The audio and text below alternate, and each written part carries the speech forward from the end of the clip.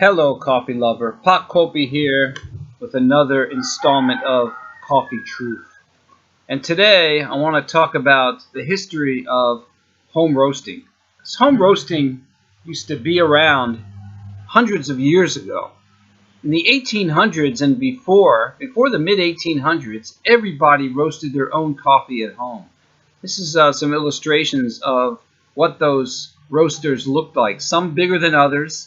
But basically, they consist of a drum where the green coffee went into, a handle that was turned manually, and it was roasted over an open fire, similar to an open burner that we would have today.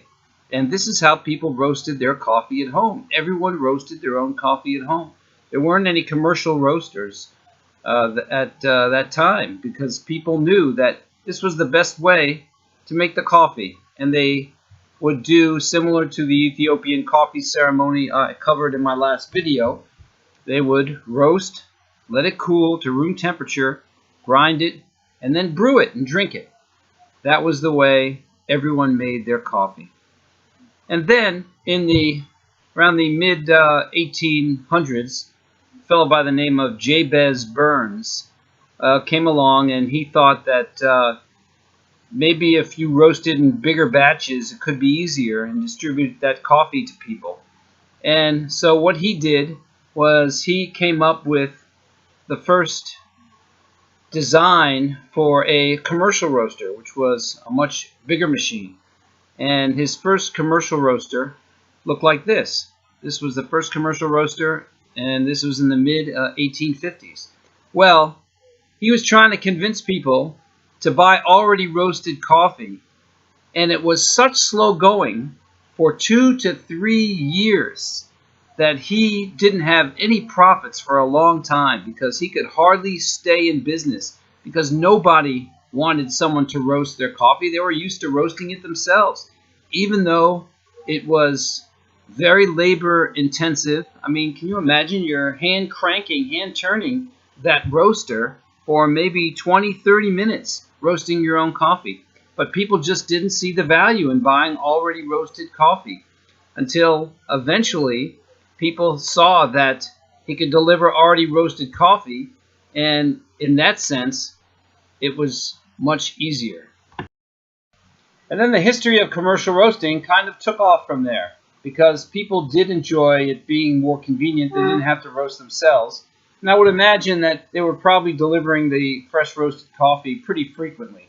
It sure didn't have any vacuum packing at that time. And people were still drinking pretty freshly roasted coffee. And that was up until the early 1900s. And in the early 1900s, phenomenon came along, and that was the invention of vacuum packing and instant coffee. And that completely changed the face of the quality of the coffee for many reasons, and I will get into that in the next video. For now, this video, a little history about home roasting. Everyone used to do it. It took a long time for the commercial roasting to catch on, and now I'm trying to turn the tide back the other way and getting people to home roast again, because we now have machinery and equipment that makes it easy, fun, convenient, and the results are absolutely unparalleled in the coffee world today. If you want great coffee, you must roast it yourself. As always, I am a coffee truther, and I always say, don't believe me, I am one point of view, but please go out, do your own research, try it for yourself, talk to people who roast their own coffee at home, and see if it makes a difference for them. If you try it, I'm sure you will see a huge difference, and your coffee experience will change dramatically. Not only will you have the best coffee in the world, but you can also save quite a bit of money from going to a Starbucks or another place and spending $4 or $5 a cup for your coffee. Okay, coffee lovers, that's this segment. See you again next time.